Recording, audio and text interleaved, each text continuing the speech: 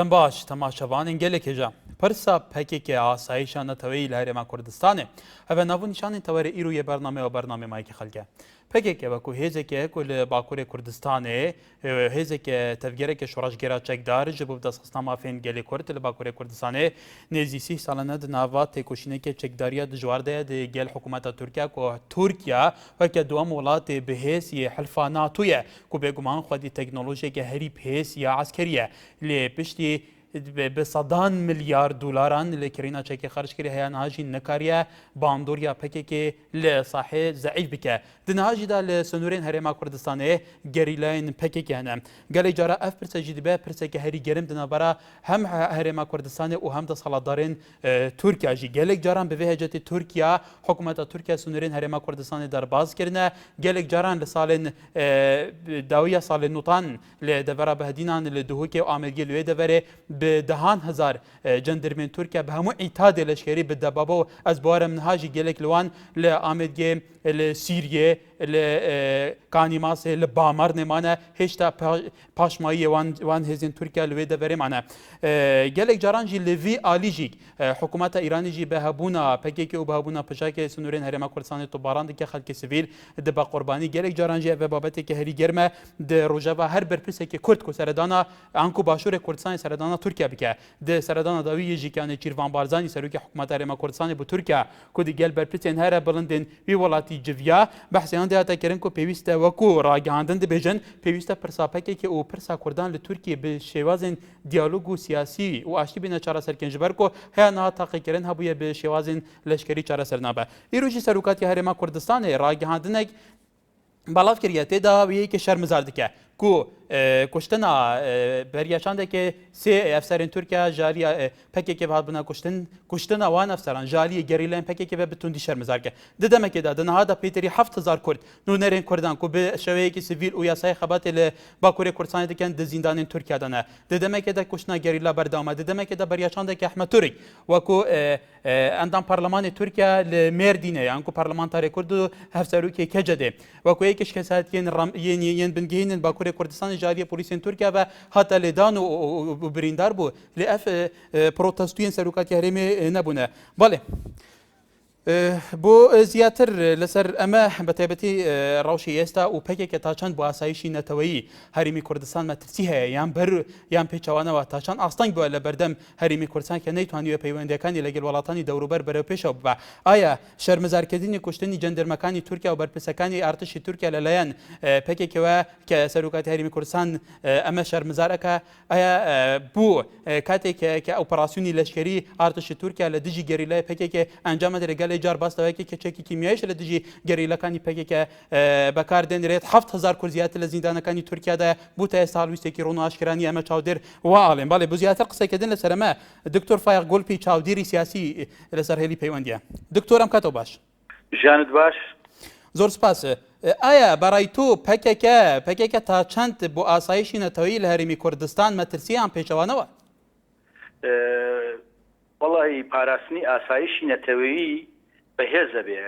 هێزی سیاسی هێزی سەربازی هێزی ئابووری پاراستنی ئاسایشی نەتەوەیی بەوە دروست نابێت کە میلەتێک هێزێکی سیاسی خۆی تەسلیمی دەوڵەتێکی داگیرکەر بکات بەبێ ئەوەی مافەکانی بێنێتە دی بەنسبەت بوونی پەکەکەوە لە چیاکانی کوردستان تا دەوڵەتی تورکیا مافەکانی گەلی کورد گەرنتی نەکا لە دەستوری تورکیا دا بوونی گەلی کورد لە تورکیا دان پێدانەنێ دەرفەت هەیە بۆ گەلی کورد یان مافی گەلی کورد هەیە داوای ماف و ئازادیەکانی خۆی کا بە هەموو شێوەیەک ڕاستە پەکەکە هێزێکی چەکداری هەیە بەڵام لە ڕابردوودا وەک نوێنەری گەلی کورد لە باکووری کوردستان چەندان جار داوای ئاشتی کردووە لە دەوڵەتی تورک چەندان جار ئاگربەسی ڕاگرتووە بەڵام حکوومەتی تورکیا گوێی بە پێشنیارەکان و داواکاریەکانی پەکەکە نەداوە و ئۆپراسیۆنی سەربازی بەردەوام کردووە ئۆپراسیۆنی سیاسی بەردەوام کردووە چەندان سیاسەتمەدار و چالاکوانی مەدەنی و ڕۆژنامەنووس و با بڵێن مەحامی و ئەوانەی دەستگیر کردووە و ئەوە نزیکەی ساڵێکی ڕێگەی نەداوە پارێزەرەکانی بەڕێز عەبدوڵڵا ئۆژەلان لە زیندانی ئیمرالی سەردانی بکەن و گومانیش لەسەر ژیان و مانەوەی هەیە بەڵێ دکتۆر لە لەبەرەوە کاتێک تورکیا شەڕی هەڵبژاردووە بەڵێ. شەڕە لە بینی دەوڵەتی داگیرکەری تورکیا و شەڕە لە بینی هێزی پاراستنی گێلە بەڵێ هێزەکانی پاراستنی گەل هەپەگە دکتۆر لەوانە ئەم شەڕە کە دروستە بێ ئۆپراسیۆن بەردەوامێ بە ئۆپراسیۆنەکانی ئارتشی تورکیا و چاڵکیەکانی پەکێکە لە کاتێکە کە ئارتشی تورکیا جەندرمەیەک یان بەرپرسێکی ئارتشی تورکیا کوژرە مەسەرۆکاتی هەرێمی کوردستان بەتوندی ئەلیا و کوشتنی سەربازانی تورکیا لەلایەن گەریلەکانی پەکێکەوە شەرمەزار دەکەن بەڵکو ئەمە دەبێتە لامپەرێک لە بەردەم چارەسەرکردنی بە ئاشتی کێشەی کورد لە باکووری کوردستان تووبان بەیانەمە چاڵێ بەڵێ ئەگەر هەرێمی کوردستان ئەگەر سەرۆکایەتی هەرێمی کوردستان و دام و دەستگاکانی تر بە تەنگ ئاشتیەوە بوونایە دەبوو لە کاتی هەر جۆرە کوشتنیەکە ئەو کوشتنە لەلایەن تورکیاوە بواە یا لەلایەن گەریلاکانەوە بواە هەڵوێستیان نیشان بدایە بەڵام ئەبینین لە کاتێکدا کە هێزەکانی تورکیا هێزی زەمینی و ئاسمانی گەریلا شەهید دەکەن خەڵکی مەدەنی شەهید دەکەن کۆمەڵکوژیەکەن دەسەڵاتی هەرێمی کوردستان بێدەنگە بێ یا ئەگەر بێدەنگیش نەبێت لە دوای ماوەیەکی زۆر هەڵوێستێکی زۆر کز و لاواز نیشانەدا بەڵام لەگەڵ یەک جارکە سەربازێکی تورکە کوژرەیە جەندرمەیەکی تورکە کوژرەیە کتوپڕ بە بەیانێکی تند ئیدانەی ئەو کوشتناکەن لەبەرەوە هەڵوێستەکەی دەسەڵاتدارانی هەرێمی کوردستان هەڵوێستێکی هاوسەنگ نییە هەڵوێستێکی نەتەوەیی نییە خۆیەوە شەڕە لە بینی داگیرکەر و ڕزگارکەری کوردستانە ئەوایەوان لەگەڵ ڕزگارکەرا بوونایە نەک لەگەڵ داگیرکەرا بوونایە لەبەرەوەی ئەو هەڵوێستەی هەرێمی کوردستان کە لە ڕابردووشا وا بووە هەڵوێستێکی نەتەوەیی نییە هەڵوێستێکی هاوسەنگ نییە هەڵوێستێکی دیبلۆماسیش نییە هەڵوێستێکی هێزێکی سیاسیە لە هەرێمی کوردستانە کە پابندە بە سیاسەتی دەوڵەتی تورکیاوە و خزمەتی سیاسەتەکانی بەڵێ دکتۆر لە سەردانی ئەم دوایی نێچیروان بارزانی بۆ تورکیا لەگەل بەرپرسەکانی وڵاتە کۆبووتەوە ڕاگەاندن باسەوەکە کە نێچیروان بارزانی خوازیار بوو کە کێشەکە بە شێوەیەکی ئاشتی چارەسەر بکرێ کە کێشەکە بە شێوازی سەربازی چارەسەر نابێ لە کاتێکا کە سەرۆکی دەستگای ئاسایشی هەرێمی کوردستان دکتۆر گوڵ محەممەدیش لەگەل بوو کە بۆ پاراستنی ئاسایشی سنوورەکان پێت وایە لە کاتێکا کە سەرۆکاتی هەرێم ئەم هەڵویستە ئەنوێنێ و لە کاتێکیشە شەرمەزارکردن و پرۆتەستوکردنی کوشتنی سەربازەکانی تورکیا ئەمەش هەموو بۆ خزمەتی چونیەتی چارەسەرکردن و تهدیایی واضحەکە بێ و چارەسەرکردنی باشتی کێشەکە بیان پێچەوەنەوە تا ئێستا هەڵوێستی ڕسمی یان فەرمی هەرێمی کوردستان چ بەرپرسانی هەرێمی کوردستان بوو بن یان وێنەرانی کورد لە عێراقدا سەرۆک کۆمار و وەزیری دەرەوەی عێراق کردوویان کوردن تا ئێستا هەڵوێستی ڕسمی ئەوان بووە کە پەکەکە دەست لە چەک و تێکۆشان بەربدا تەسلیمی دەوڵەتی تورکیا ببێ وەکو چۆن چیان کرد بە کوردەکانی ڕۆژهەڵاتی کوردستان کە دەستیان پێ هەڵگرتن لە خەبات و تێکۆشان و لە چەند ئوردوگایەکە دایان ناون و نایڵن هیچ چالاکیەکی سیاسی و سەربازی و ڕاگەیاندنی بکەن ئەوانەشیانەوە یانوێ هەمان سیاست بەسەر پەکەکەشە بسەپێنن تەبان پەکەکە تەسلیمی ئەو سیاسەتە نانەتەوەیی دەسەڵاتدارانی هەرێمی کوردستان نابێ پەکەکە خەبات و تێکۆشان و بەرنامەی خۆی هەیە بەردەوامی پێکا تا مافەکانی گەلی کورد لە باکووری کوردستان بەدەستهێنێ بەڵێ دکتۆر فایق گوڵپی چاودێری سیاسی گەلی سپاس بۆ زانیاریەکان تێوەرە باش تەماشەبان نژاد دکتۆر فایق گوڵپی وەکو چاودێرێکی سیاسی دەبێژە فاڵویسی هەرێما کوردستان دەگریتە بەر ji بۆ شەرمەزارکردن هەر جەندەرمێکە تورکیا کوتێتە کوشتن لێ گەریلاتێنە کوشتن 7000 کورد پێتر لە زینداناندانە بەرپرسێن کوردان سەرکردن کوردان لە باکووری کوردستانê hemî gava li hember polîsên Tirkiye têne qutanê dixwin têne lêdan û îşkencedan û 5 parlamenterên BDP li zindanên Tirkiye dane lê çar wîstekî rûna eşkeraniye gelo Aya nîşanedana halwîstî li ber hesasiyeta rewşeye ji ber ku Başûrê Kurdistanê hewl dide bi rêyên diyalog û aştî vê pirsgirêkê çareser bike yan berjewendî zalin li ser vêyekê gelo hîn çawa texmîn dikin niha jî di xizmeta wergirtina serincên wedayîne. Niyaz Lawlê re wa bale.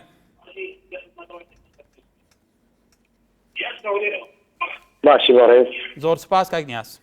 ئەحواڵت زۆر سپاس فەرموو ئەگە دەنگی تێلەڤیزیۆنێکە کەسکەی بۆیە باشە جێم لێ بێ ئەلۆ بەڵێ من لەسەر پرسیپەکە قسە لەگەم مانایە تا ئێستا ئیسلام پیس ئەوە نەکراوە کارنێ چیتا مانای تورکیە تا ئێستا هیچ نەکراوە چۆن وابێ لەسەر چی من تێنەگەیشتم ئەلۆ من تێناگەیشتم لە سەرنجی تو کاک نیاز ئەلۆ بەڵێ حەسەن لەو لێرەوە کاک حەسەن فەرموو ئەو کاتت باش بەڕێزم هەموو کاتێکێت زۆر سپاس برای گەورەی سپاس بەڵێ کاکە ئازانیت کوردی ئێمە بوویتە بێگانە پەرست باش ئەو هەموو سەربازەی پەکەکە کە دەگوشرێن بۆ سەرۆکات یارن بێدەنگا ئەو هەموو خەڵکێ لە تورکیا دەچیرێت لە زینداندا بۆ سەرۆکات یارن بێدەنگا بەڵام لە بەرامبەرەوەی کە تا سەربازیش تورکیا دەگوشرێت بۆ سەرۆکات یارن ڕاستەوخۆ ئیدانەی دەکات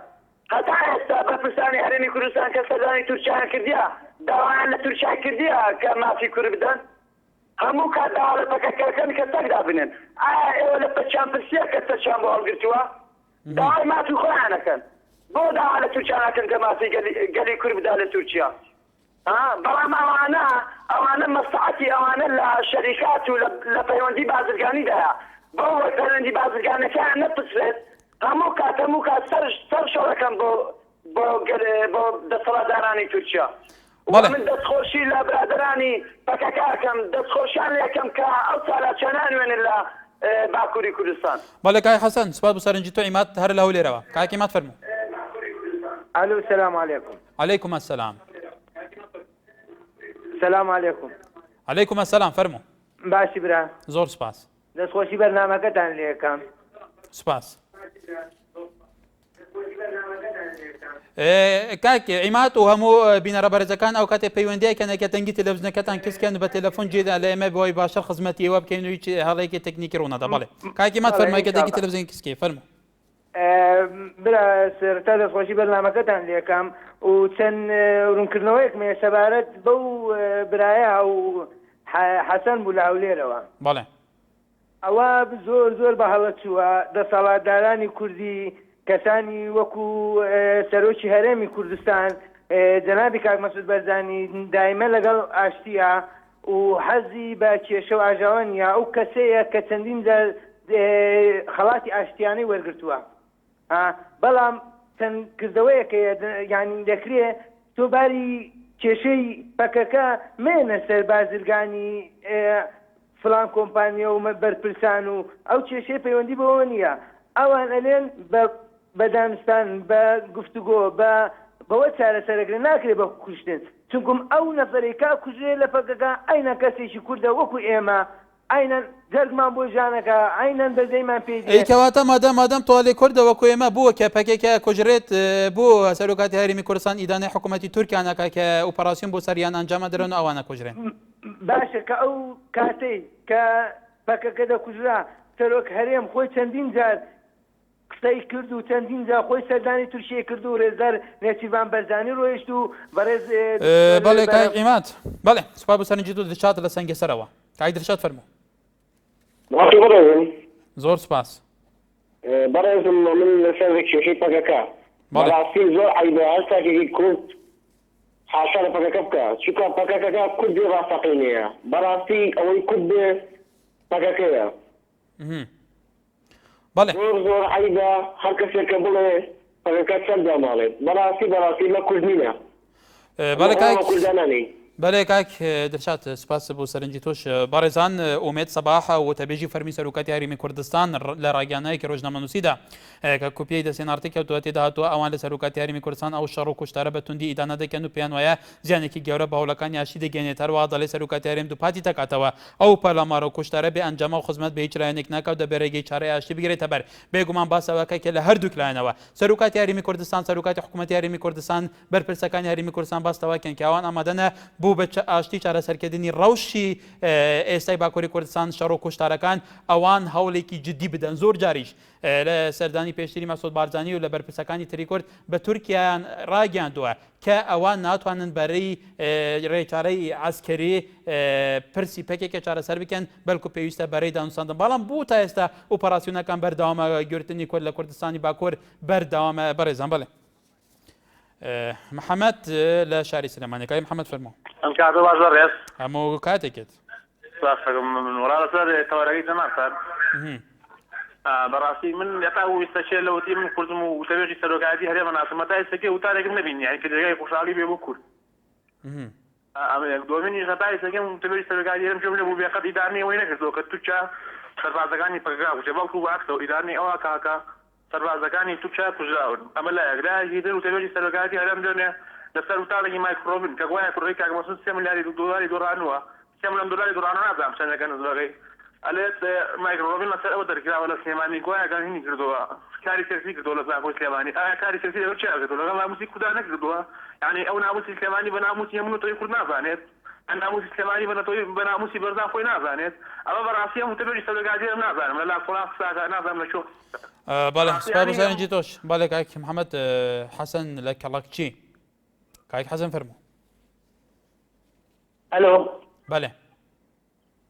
کاتە باش هەموو کاتێکێت پەیوەندی نێوان هەرێم و تورکیا لەسەر بنەمای ئەوری و لەسەر بنەمای هەندێک تشداری بەڵ بەمایە شتێکی گەیراکانیش سەرۆکی هەرێم تاییدی ئەوەش نەکات تاییدی ئەوە نەکاتن بڵێت تورکیا بکە بە توندی بەڵام کاک حەسەن کە سەرۆکی هەرێمی کوردستان بە تورکیەکان ڕاگەنێک کاکە کێشەکە بە ڕێگەی ئاسکەری چارەسەر ناکرێت دەبێت گوتوبێژ بکەن ئایا بەڕای تو ئەوە جۆرێک نییە کە بە دیوەیەکی دیکە بە شێوەیەکی دیکە شەرمەزارکردنی شەڕە کاش تورکیا ئامادە نییە و توێژ دەگەکە دانوستان لەسەرپەکە بە هیچ جۆر قبول ناکات دانوستانی چی و لەسەرپەکە لەسەر تورکیامەدە هەموو پێ بژەنجێ لە دژی تورکیا بەڵێ کاک حەسەن بەڵێ کاک حەسەن دیارە ئەوانە داگیرکەرن ئەوانە نییە بەڵێ سپاس کاک حەسەن دیارە دێنگی شەبەکە تەوانیە دەنگی تۆ پچەر پچەرەوێ بەڵێ بەهەرحاڵ سپاس بۆ سەرنجی بەڕێستان سەروە لە دارەتۆ الو مرحبا سەرچاوم بزەحمەت من زۆر سپاسێواکەم بۆ ئەم بەرنامەجەکەوە بۆ کتوپەڕێ لە فەیزاتاننا شتێکی زۆر گرنگەکە گرنگی بە هەموو بەشەکانی کوردستان بدەین دەمێ یعنی بەڕێی من و ڕێی سەپانەوەتنەوەی هەموو کوردان کورد پاکەکەیە پاکەکەش کووردە یعنی چۆن مەلا مستەفا لە ساڵی لە سەردەمی خۆیدا شۆڕژیار بۆ ئەمانش شۆڕژگیارن یعنی لە کوشەی شۆڕژێر کەمتر بەوان بوتێ هەدرێکی گەودەمان لە ناوتپەی خۆمان کرد کاک مەسعود بەرزانیش ئەم شتە لە هەمووان زۆر جوانتر دەزانێت بەڵام عارف دەرێ الآن بصيرة والإيد قصيرة ظروفك أو هذا خوازيتم أجرنا هموش تبتعنا لبيتها بەڵێ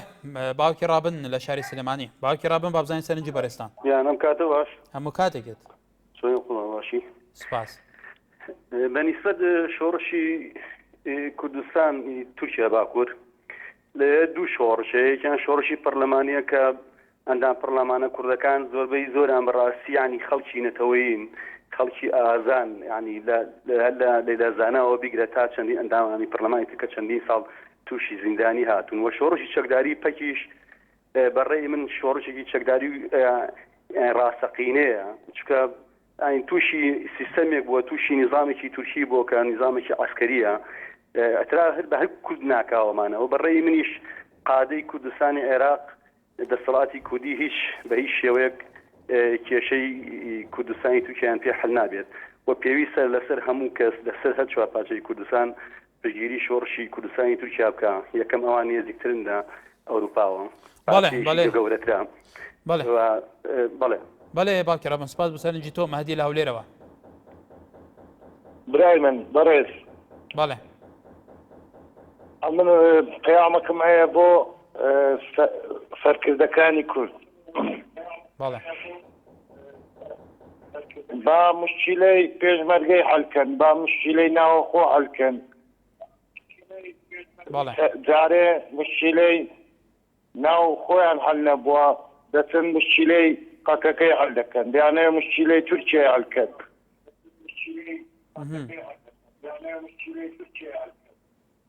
برا زۆر سپاس سپاس بۆ تۆش سەرتیب لە چەمچەماڵەوە کاک سەرتیب فەرموو ئەم کاتت باش هەموو کاتێکت برای بەڕێزم منیش و ئەو خەڵکانش کە پەیوەندی بە بەڕێزەوەکەین و لەسەر تەوەرەکە و پەکەکە قساکەین نە من و نە ئەو خەڵکە نە سیاسین و نە لە سیاست تێگەین و نەتوانای شیکاری سیاسی ئیقلیمیمان هەیە برای بەڕێزم ئازیزەکەم بە تایبەتی کاک دکتۆر فایە گوڵپی و هەندێک خەڵکی تر هێرشێکی ناماقولانە ئەکەن برای بەڕێزم ئەمڕۆ بمانەوێت نەمانەوێت تورکیا تاکە پەنجەرەیەکە بۆ ئەمریکا کە لەوێ وەسەیری هەموو ڕۆژەڵات و باسیای لێواکە ئەمڕۆ بەشێکی سیاسەتی تورکیا بەشێکی سیاسەتی ئەمریکایە لە ناوچەکە سیاسیەن و اقتصادیەن و عسکەریەن اینجا ئەو خەڵکە خنجێر لە کادا ئەمڕۆ هیچ کاتێ کاک سەرتیب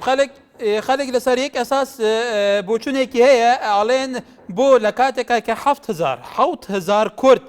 سەرۆک شارەوانیەکان پەرلەمانتارەکان موسەقەفەکان ئەکادیمیسیەکان هەمووی لە زیندانەکانی تورکیادان لە کاتێکا کە ئۆپەراسیۆنای لەشکریەکانی تورکیا بەردەوامە سنووربەزاندنی هەرێمی کوردستان بەردەوامە لێدان و ئەشکەنجەدانی بەرپرسەکانی کۆتکە پەرلەمانتاری ئەی بۆ باسیاوەکەن ببۆرە ئەی بۆ سەرۆکاتی هەرێمی کوردستانیش ئەمە شەرمزار نەکە هەڵویستی نیە هەڵویستێکی ڕوونیە هەرێمی کوردستان تا ئێستا کێشە سیاسە نەتەوەکەی لە بەغا جێبەجێ نەکراوە لە 150 کاریگەری تورکیا و دووەلی ئیقلیمیە فەرمو بڕوانە فەلەستین لە 67ەوە لەگەڵ ئیسرائیل شەڕەکە 300 ملیۆن عەرەب و ماهاتە 1 ملیار ئیسلام هەیە تا ئێستا توانوجانە چارەسەری کێشەی فەلەستین بکەن وەکو ئیسلام ئایا ئێمە بە 3 ملیۆن کوردەوە کڵاشینکۆڤێکمان هەیە لەگەڵ زلهێزێکی وەکو تورکیا لە ڕۆژهەڵات و لە ناوچەکەیە چیمان پێکرێ ئەو خەڵکە شەش و بێش قساکە ئێمە ئەی پێت وایە کاک سەرتیب ئەگەر کورد ئەگەر لە وڵاتێکی تریش کە کوردیشتیا بژێ پەیوەندەکانی هەرێمی کوردستان لەگەڵ ئەو پارچەی کوردستانیش ئەگەر لەسەر حسابی کوردی ئەو پارچە بێ پێت وایە ئەمەش زەربە لە پرسیینەتەوەی نادا ڕاستە لەگەڵ تامەدا بەڵام ئەمڕۆ بمانەوە نەمانەوە لە ڕۆژهەڵات و لە ناوچەکە ئێمە شەڕی زلهێز و شەڕی چەکی ئەسلحەی تەکنەلۆژیایە برای من خۆ ئێمە لە ئەوروپا یارین بە ڕێگەی دیبلۆماسیەوە یا بە ڕێگەی تەریقەیەکی اقتصادیەوە یا بە ڕێگەیەکی ترەوە چارەسەری بکەین ئیمڕۆ ئێمە چیمان هەیە برای بەڕێزم ئەو خەڵکە شەش و بێش قساکە بەڵێ کاک سەرتیب ببۆرە کاک سەرتیب توش ئازادی سەرنجی خۆت چۆن نیشان بدەیت تکایە بەبێتە شیرکردن بە سەرنجی ئەوانیش هەمویان بەڕێزن هەمویان سەرنجی خۆیان نیشادا و شەش و بێش ئەو مستەڵەحانە پێمان باش نییە تەشیر بە هیچ کەسێ بکێت هەمووتان زۆر بەڕێزن لەلای ئێمە سەرنجی ئێوەش زۆر لە جێگای خۆدا بە هەر شێوەی بێ بەڵام بەبێت تەشیر تکایە بەبێت تەشیر بێگومان هەرێکیش بۆچوونی خۆیە هەرێکیش ئازادە چۆن بۆچوونی خۆی لە بەرنامەکەی خۆی مایکی خەڵک نیشان بدە باڵێ کانیا و لە شاری سلێمانی باڵێ کانیا دەستخۆشی بەرنامەکە یەکەم تۆرێکی زۆر جوانات زۆر سوپاس ئەو پرسی پاکە پرسێکی گرنگە بۆ بڵام نازانم دەسەڵاتدارانی هەرێم بۆ حاشا لەم پاکەکە دەکەن ئاخر دەسەڵاتداری هەرێم تۆ کاتی دەستی بۆ وڵاتی تورکیا ڕێزێ بۆ دانێنان ئاڵاکەشێ لە پاشەوە دانانێن ئەمە لەلایەکی کە سیپێنج کوردیان کوشت بۆ دەمتان هەڵێنێ یان سیپێنج ئەندامی پاکەکان کوشت بەچێکی کیمیایی کوشتم ئێوە بۆ دەمتان هەڵێنە لە ئاس حەوت سەربازی تورک سێ سەربازی تورک بۆ دەمەڵێن ئاخر ئێوە کوردین بۆ حاشا لە کوردەکەن زۆرم پێسەیە دەسەڵاتداران بەرامبەر گەلەکان وا دەکەن ئەمانە شۆڕشگەرن بۆ گەلەکەمان هاتوون زۆرم پێسەیە دەستخۆشی بەرنامەکە دەکەم باڵێ سوپاس بۆ پەیوەندەکەت بابێ شیماڵ لە زاخوت گەلمەیە بابێ شیماڵ کەرەمگە السلام عليكم. عليكم السلام. براز جلك سوباسيا حنيون حوالا كما يتجداري البرنامج وذكري وتلفون كلنا از خودش هني حوالا جد كان. او حواله ثانيه بسياره كركوك كان بسياره خانقين ومندليا كان بسياره شنغار ومخمور كان او خا قضيه ملت كرد قضيه تجي تتشما وقت جناب سريك هرمي وكوكار نشيبان بارزاني الدوجن شيتي دي مسألة نزالت أي أمحني يعني لو عندي أنا أمر متفقد بس خابن الشركي وخابن كيا وشارع تركيا بكين كأب كردستان وأب حكومته وأب برلماني خاطي دينا كأب كردستان ده أمري خراب بكين يعني أولينا ما حكيش مرة بتفكر خدينا سر ملي خوا تلفون خوا دبر جوي خوا وهم وقتي خوا آخر أو قيادة كردي قيادة سياسي قيادة ما شمهنية شتى بمسألة زانت. أم دا خودش همیت دن هر انسانه که باخوید یعنی وصل باخوید بزنند کاجایی دی چواشید بسیار ملت کرد که نه همه شهری چطش حل نابد کسی هندی حزبا بحث لینا سوی ملت کرد برای آیا کرد خلاص دین کسی شیسته که حتی بگاوی نشر حکمت عراقی کرد اریم حکمت عراقی نخلاص کرد جدی همین تفاهمی به چاره سر کرد. بله باب شمال بله سبب سرنجاتای جلال لباجار دو کد گلمه کاک جلال. بله. رام کتاباش. دمی تباش کرم که باغه. تباشی برا. از باشم سپاس کرم که. از دست خوش باید کم. سپاس. وأز خود بيشم. ألو. بله گهدار دکم چه أول كيشة يعني بيجم كاك مسعود بارزاني. ألو. بله باغفه يعني أول كيشة هم تخص حالا ديما خود تبكت. کاک جلال اس نزانم سش دنگیتا باش نایتم مسیناگم دا خازر بورینت کم نزانم سبب جی چنه بله پشتی بینا بره تماشاوانن هجا لسر وی پرسیان بابراینا بله برزان ته گوتن کو ترکیه که شولاتین گله گرینگن روشالات ناوینا و هفسی کردانه بگمان لهرما کردستان و کرجی دخوازن ته کلینوان ین بازرگانی و سیاسی برنگی که باج گل دابه و سردان داویه نکربان بارزانی بو ترکیه جیک دناوا و سردان دهان پروتکولات نیم کردن جوانا جی و لگورزان یارید ما سه دروازن دین سنوری لگل ترکیه دینه وکرین هر وا هله که غزا سروشتی لهرما کردستان بو ترکیه ده تبرن کو بگمان و جیک بو وجاندنا عبوریه دفر ده گله گرین بید و برپسین هرم جواسادنا خویا کنم که داخل ترکیه دکن وراش به شیوهی که دموکراسی و دیالوگ چارەسەر بکن او برهون دیالوگ انجام بدن دمک اجداد نهادا اپراسیون بردامن ارتش ترکیه لدیجی گریلان پارتیا کارگرین کردستان به تکنولوژی که هری بهز یا عسکری بردوام دکه او سنورین هرما کردستان دینه توباران کرن کو وان سنورا به تایبتی ناف برواریا و نیر و ریکانو دوسکی و نهیلا لوی دبرا زاخ و دبرا مدی به صدان به هزاران گوند هادنا چول کرن کو به دهان سالا گوندین وان رونجوان وان گوندان نوا اردیگهن در دور دانشتنا و هیچ کاری که وان نی نبکن و اف گندجی که هاتنا چول کرن کو بگو من وجه بوجرخانی گلی کاریگری هه گلو بله فلاح بازیان کاک فلاح کریم که بله ساقي برز ماشي زور سپاس واسكم والله من ستة وركيس قصيكم نيا بنسبة أمسل في أقارة وقصاكم ذا متمزام لو كان راجعني برستانه وزين أمسل في أقارب وبتشيو ام برجيه تاكي پسند ناکری و حتی که او توزیع ناکری با ام شینانه او ام خلقی بوسی او دست خرو کن بو سر جیتوی و درنشین پیونده کان جیلتو به دوسکی لدهو که کاک دوسکی کریم که دم باش کاک هگو دم باشتر بر پرسا پککی راستی برای که بری همچین ناس پرسا پککی با کارتی سرتیبی چمچمان گرک خواهی جست کرد ویدان این کس خواهی جست نگرد گلک چون هم کرد مشکلات چی هم گرک خواهی جست که اینوش کسته هر یکی بچون خواه یا سیکسی آزاده بگمان سروی توری راستی تککی از خود بیدم تککی از سیستمی وی همی خلطه و چی خلطه ما 22 میلیون کرد تاین حتی نکم هندک تککار بینیم چند هزاره ها چی آیا من ندید یکیش تا دورک دست خوب اینایی حتی گنده ایجی یعنی حتی گنده ایجی نینه همه که دست خودش حکمت ها ترکیه گدی الویر دیاره که گرک تأثیر جو که گود که هم گلت بین در به جهت اعلامی تلویزیونی یعنی بینن بجن تکیک خود تأثیر که این تا کرده ترکیب خوشی یعنی گنده تو هنده کاده خوشی تنده کاده گیری تنده کاده هر دیگه یعنی تأثیر سیستم تکیک نه درسته تکیک درست با 22 میلیون میتین اره چا تکیک حتی که هنده سال چیارا نشیار خوب باشه که دست خوب ببینید دیاره و دیاره کرده میت ترکی هد حش تکیک نکن تکیک مارکیسی طریقه که ریکه که خلطه و ویا با خوگوار با داخل که مجل ویرجی پتر حاجه کربا پتر باوری پککی نبا حتی تأثیر خل ملت ما کرد العراق جد کرد نتیجم چنگ گندت خو یعنی نظام از پککی برف پککی خود ناجی بله که دوست که مادام تو پککی به هزه که و کتود بیجی مارکسیزم و هزه که کو بگو من لبا کره کردستان و کتود بینی تو بیجی باندوریا وینیا بدپا کو گله جاران بدپا بخوجی که برپسین بدپا عبدالله و جلان و کره بری پککی به مخاطبه چاواتی چاره سرکنا پرزگیره کا کردان دبینن اگر تو بینی لعامد ل دبرن کردان وقت میتینگ به دهان هزار کسان تنگران زور بیان آلاین پککی و دروش من پککی و وینن عبدالله و جلان تنا بلند کرن بس دوی چارچوبی دا بدیتناته و کتود بیجی گندک نهاد که آزاد کردن لباکوره کردستانه آیا به هزین لشکری به هزین عسکری لهمبر قوته که دوام مزن هزانات و ترکیه دکاره پکه که وی که پی بینه گلو زانی بله کاکگار هکه هاری کار بان کردت ما لویره اشتی کردت ما مثلا وقتی سر دم مولا مصطفی بارزانی خودش راضی بیدن یعنی کرد ما همی و باوری به هبو یعنی خود مالت خدا باوری به هبو حتی هم گشتی نفکر که وی حدی گله که هر دار شد که تنها دست تو دعوادی تا نگون دعواد نمیز باجه رجی اول چه با سیستمیوی درست با ویزوانی اوی چد کرد نشتی پرسا پککی وقتی و جلانی امتنا گینه زانم شد کردن هیوی داری کردت ما همین خوب کنه هیچ و رژیم ترکیه هر رژیم ترکیه خود چه بیتن تلویزیون بله کاک دوسکی سپاس بو سرنجاتا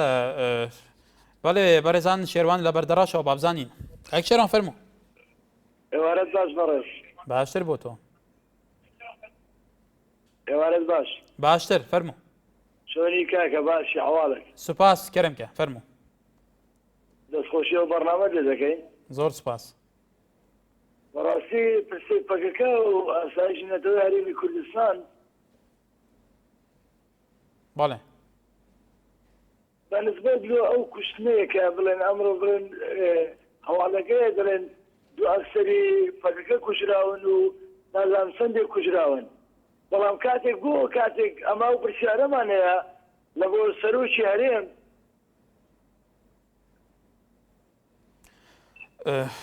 بەڵێ کاک شێروان دیارە دەنگمان باش بۆ کاک شێروان ناڕوا نازانم کێشێکێکیە بەڵێ سپاس هەرچونەی بوو سەرنجت محەممەد لە هەولێرەوە کاک محەممەد فەرموو کاک محەممەد دەمێتە بۆش برۆ دەم باشتر سپاس کەرم کە سپاس من دەقسەی هەمە بۆ بێژم نقول هەمیشە هەوڵم دەدەن لەوانە سیاسەکان لە یەکتر دوور بێخن هەوڵی کەوتن دەدەن ئەمەس کەناڵی ئارتی باتی کورد پێک بە باش ببن کەناڵی ئارتی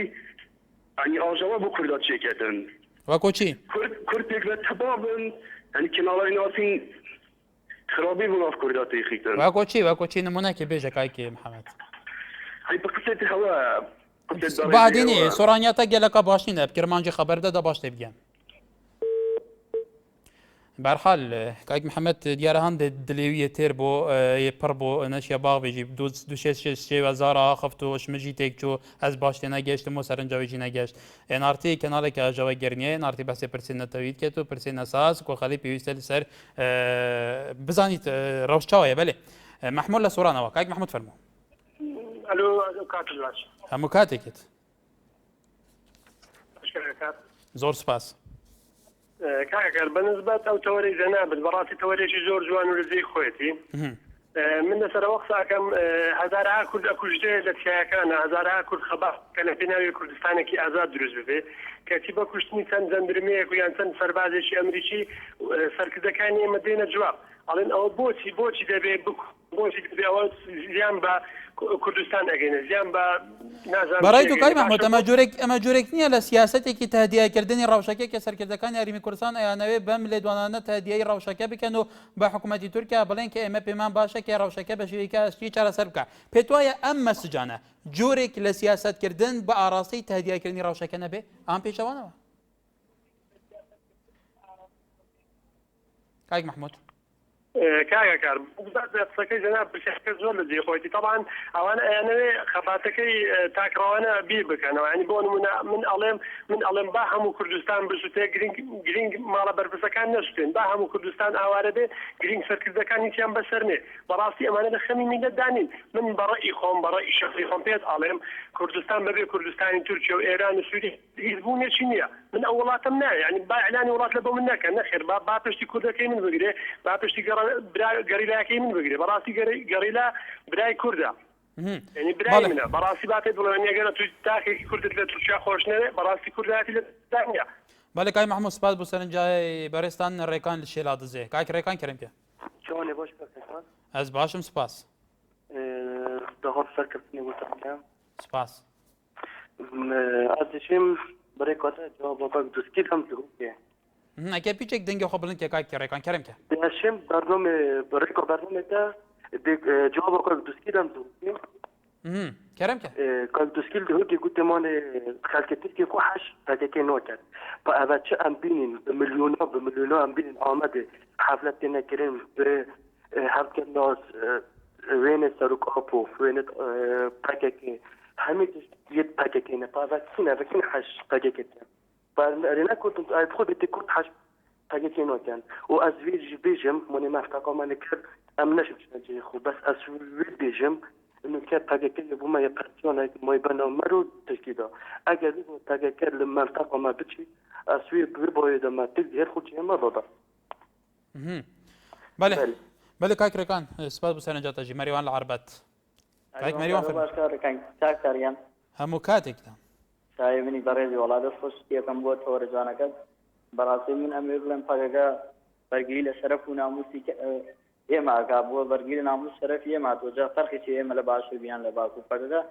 هیچ مەترسێکی بۆ سەر هەرێمی کوردستان دروست نەکردووە توانین بڵین وەکو پاسوانێ لەسەر سنوور وەستاوە خۆت بینیومان کاتێک تورکیا ویستی بێتە ناو خاکی هەرێمەوە ئەوان بەرگریان کرد خۆ جەناب تاڵەبانی مەسبەرداری نەچون لە ئاگا شارکان بەڕاستی من ئەمێ بڵێم کە هەموو سەرکردەکانی کوردستان سیاسەتمەدار و هەر هەمووی بە قوربانی یەک پەنجەی گەریلایە ببوورە کاک مەریوان ڕێزمانە بۆ هەموو سەرکردەکان هەیە بەبێ جیاوازی بۆ هەموو کەسێک بۆ هەموو کوردی بۆ هەموو بینەرێکی سپاس بەڵێ کاروان لە دووکێت گەلمەیە کاک کاروان کەرمکە کاکار چۆنی باشی؟ ئەس باشم سپاس کاکار من وەلاو یعنی تەوەری هەوای ئەبروکە نەیەگرێتە پرسیۆرێکێ بەرز دەکەم ئەگەر بکورتی کەرمکە نسبت یاسایەکەیە ڕێبەری و هاتنوچون و هەرێمێ و ئینایە دەرێ ئەمە بۆنم ئەف یاسایە سەر چه ئەساس ئینایە دەرێ یاسایە گەلو چ یاسایە باسی چ بێژم ئەگەر کورتی ناوبەڕۆکە یاسای بێژ بلا دڵۆنی وەختێن و کا من ڕقا ژمۆرە سەیارە من مەسەلەن ئەس فروشم ژمۆرەی دەگەر سەیارێکیتن وەختەیە سەیارەکە سەفر بکڕم وەختەیە سەیارەکە سەفر بکڕم دێ ژمۆرە خۆ هەکە شوێ سەیارە من فروتی بدەڕینمەوە ڕسومات یەتگرینە 2 ملیۆن يعني تحويل رقمي وكذا 2 مليون بله کاک کاروان سەرنجاتە گەیشتی بیدارین جێن پەیوەندیدار لێ ڕێبەبەراتیات نوچونێک گۆهداریەتە کرد بە وەسایە بەڵێ ئارێس لە شاری سلێمانی ئەم کاتت باش بیراکەم هەموو کاتێکت دەستخۆشی بەرنامە جوانەکەتان لێکم بەرنمەیەکی بەڕاستی گرنگە ئەمە پەیوەندی بە هێزی ئاسایشی کوردەوە هەیە بەڵێ ئەم کە بەعزێک کەس ئەڵێت پەکەکە هێزێکی دش بە کووردە و نەخێر ئەمە هێزێکە یارمەتی کووردە چونکە ئێمە کوردەکانمان لە ناو بێهێزن هێزی نەتەوایەتیان هیچ نییە ئەگەر هێزیان هەبووە لەسەر وتەکانیان هەڵیانەیە بۆ سەربەخۆکردنی کوردی تورکیا و ئێمە ئەبێ بە هەمومان هەوڵ بین چونکە کوردی تورکیا کوردێکی بەڕاستی چەساوەیە چونکە لە هەموو لایەکۆ زوڵم و ستەمیان لێکرێ ئەوەتانە لە ئەندام پەرلەمانەکانیان تەنانەت دەستگیرەکەن بۆ ماوەکی زۆر زیندانیەکرێن بەڵێ کاک ئارێس سوپاس بۆ پەیوەندی بەڕێستانیش بەڕێزان ئەزمموی هەرێمی کوردستان تا ئێستا شۆک و بەرپرسەکان و چاودێرەکان ئاڵێن ئەزممونێکە کە لەلایەن وڵاتانی دەوروبەر بە تایبەتی وڵاتانێکە پارچەکانی تری کوردستانیان داگیر کردووە بە شێوەیەکی ئەسکار تەعاملی لەگەرەکرێ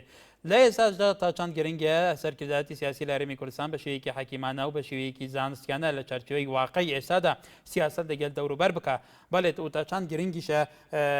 پەکێکەش هێزەکانی تری پارچەکانی تری کوردستانیش ڕەوشی هەستکاری ئێستایی باشووری کوردستان لە بەرچاو بگرن بە تایبەتی سنوورەکان و لە ئێستاشدا ئەو ڕەوشی هاتووتە ئاراوە بە تایبەتی لە باکووری کوردستان کە بۆ زیاتر لە وابزانم 8 مانگە گوشەگیری لەسەر ڕێبەری پەکێکی عەبدوڵڵا ئۆجەلان بەردەوامە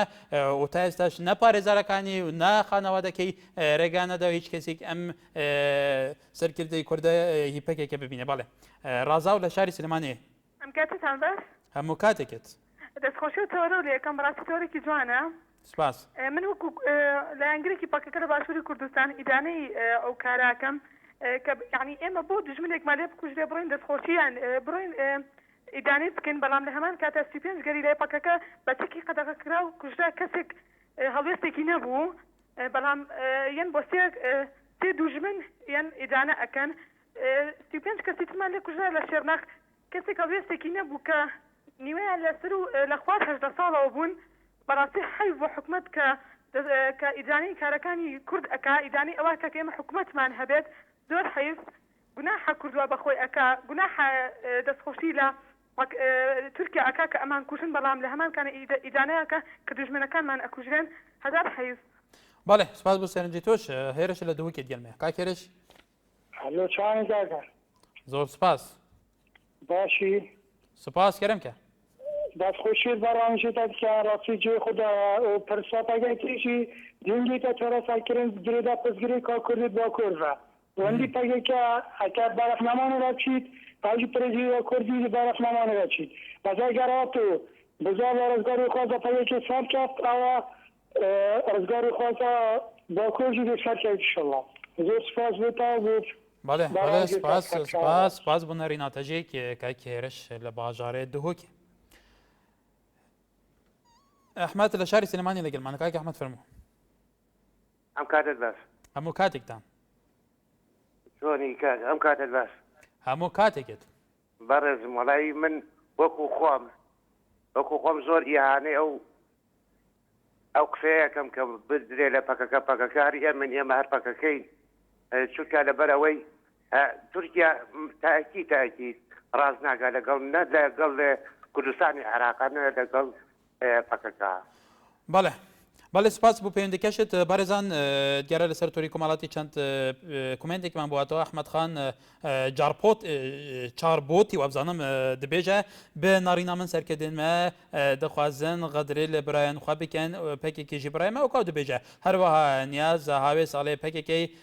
قۆر بەسەر وەکو خۆی ئەڵێ لە بیسلاوە مەرەی بۆ دادەنرێ و چەندین ساڵیشە سەرکردەکەیان گیرەوە هەروەها نالین بێروار ئەڵێ پێم وایە کەپێکێکە دەبێت ڕاچاوی بارەدوخی هەرێم بکە هەولی ئەوە بدات کە ئاسایشی هەرێم ئالووس نەبێت چونکە تۆپەکە لە گۆڕەپانی ئەواندایە بەڵێ هێژایان دناوە تەوەریمە ئیرۆدا ئەفرەوشە کوونهاتیتە ڕۆژەبێ هەیە پرسەپێکی هەیە چەندێ بۆ ئاسایشە نەتەوەیی ئەمنانەتەوەیە باشووری کوردستانی ئەنکو هەرێما کوردستانی مەترسیە ئەنکو بەر و باژی بە پێویستە پێکێکێکی تاشان ڕەوشە دنەهایە باشووری کوردستانی لە بەرچاو بگرێت بە تایبەتی و دیگەل لایەنێن دنجێکی وەکو تورکیا وەکو هەموو گەڤەت هێجەتان دەگەرن ji بۆ ku vê rewşê vê ezmûnê heye wekû çavdêr dibêjin li kedar bikin û taçan jî giringê serkirdata siyasiya Başûrê Kurdistanê jî di gel Tirkiye û di gel aliyên din jî